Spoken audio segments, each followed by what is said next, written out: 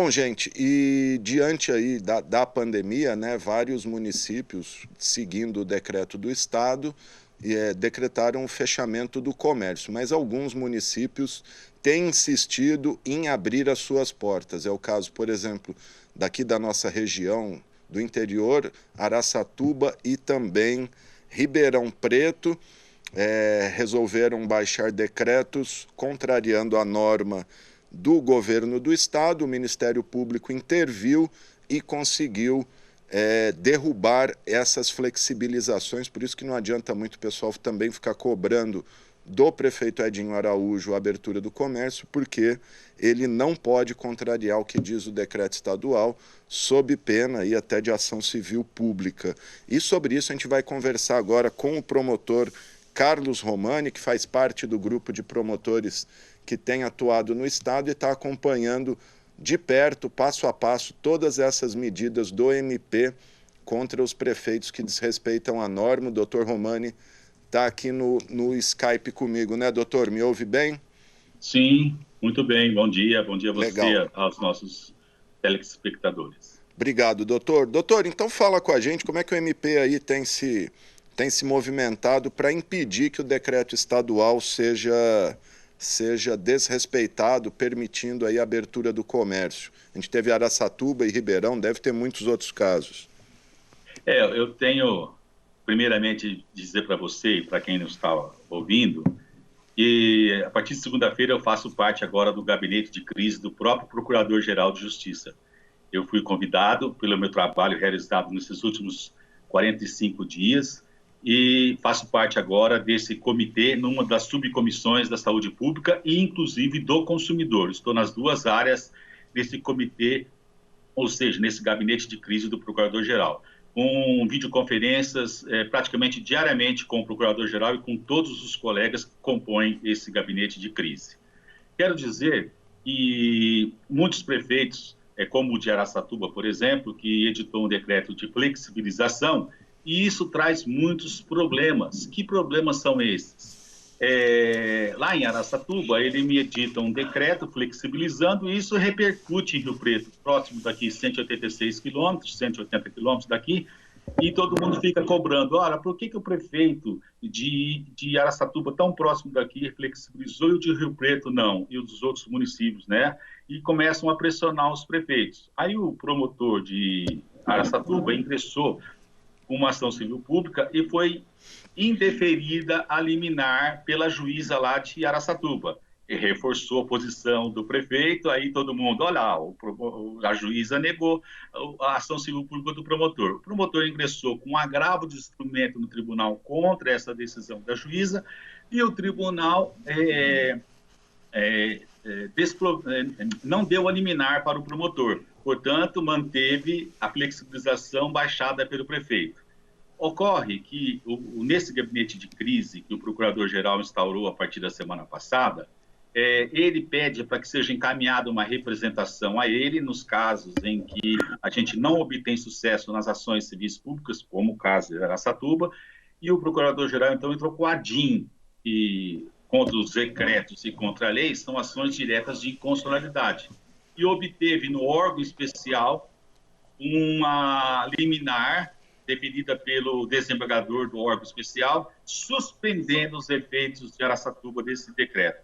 Então, portanto, isso vai repercutir positivamente para o nosso trabalho em todo o estado de São Paulo, já que obtivemos pela primeira vez, né, uma decisão favorável junto ao órgão especial, que é o órgão máximo do Tribunal de Justiça de São Paulo, no caso de dando para o Ministério Público, dando para a coletividade como um todo, né, um grande instrumento que é todo mundo que quiser flexibilizar, e nós não conseguimos aqui liminares nas ações civis públicas, nós temos um segundo instrumento, que é a ADIM, proposta pelo Procurador-Geral de Justiça, porque só ele que pode propor a ADIM perante o Tribunal de Justiça, e como já obtivemos a primeira vitória lá, com certeza, todos que quiserem flexibilizar, será ingressada com a ADIM e todos esses decretos ficarão sem qualquer efeito.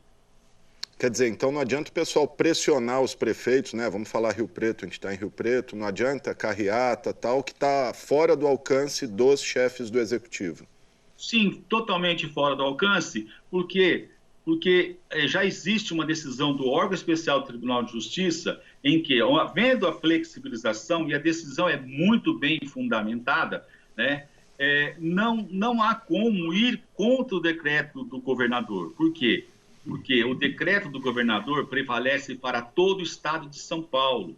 E os decretos municipais, eles são subsidiários, né? Eles apenas complementam, mas não podem ser acima do decreto estadual.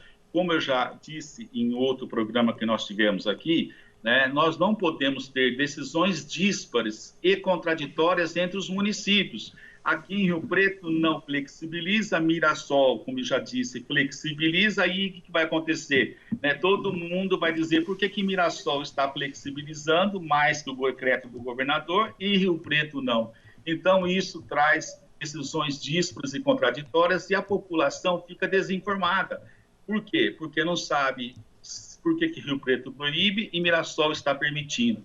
Portanto, com o decreto estadual, o que o Ministério Público faz? Faz cumprir a lei. Nós somos promotores de justiça. Nós temos que fazer prevalecer a lei. Não é eu, não é o promotor de Mirassol, não é o promotor de Araçatuba que quer, e sim é a própria instituição, o Ministério Público, que está em defesa da sociedade. Nós estamos em defesa da sociedade, da saúde pública.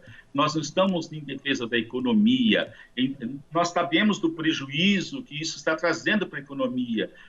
Nós temos consciência disso, mas também nós temos um direito maior a ser defendido, que é o direito à saúde, ao direito à vida.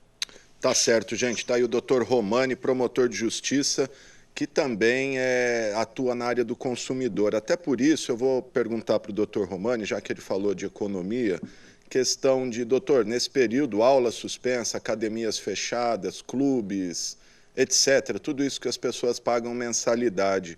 Queria saber do senhor quais os direitos que não só os empresários têm em receber, mas quem está pagando e não está tendo a prestação do serviço, como que isso pode ser equacionado? É uma negociação? A pessoa é obrigada a pagar, não tem jeito?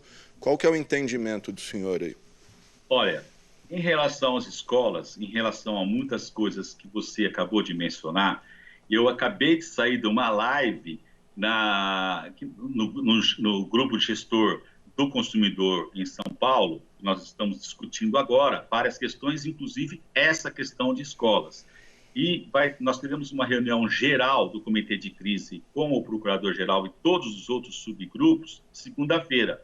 E nós estamos discutindo exatamente essa questão da escola, dos pagamentos das mensalidades. Existem muitas recomendações já, notas técnicas, tentando a resolução disso.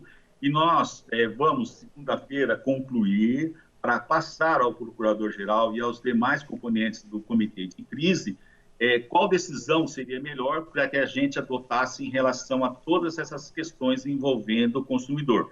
Mas eu antecipo, por exemplo, a questão que está acontecendo muito e tenho visto várias decisões favoráveis em relação envolvendo a questão de aluguéis de lojas em shoppings que estão fechadas.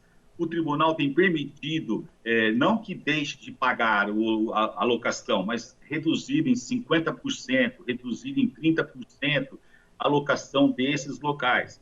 A questão das escolas, né, nós estamos discutindo nesse grupo de comitê de crise do Procurador-Geral, né, como vai ficar, nós vamos antecipar as férias, essa negociação, aquilo que não está sendo oferecido, aquele serviço, será reduzido em X, em Y%, inclusive envolvendo as associações, né, as entidades associativas dessas escolas particulares, né, estão sendo envolvidas também para que a gente consiga um denominador comum envolvendo o direito dos pais, os direitos das crianças e o direito das escolas, porque nas escolas nós temos funcionários, nós temos professores que também têm que ser pagos, têm que pagar os salários deles.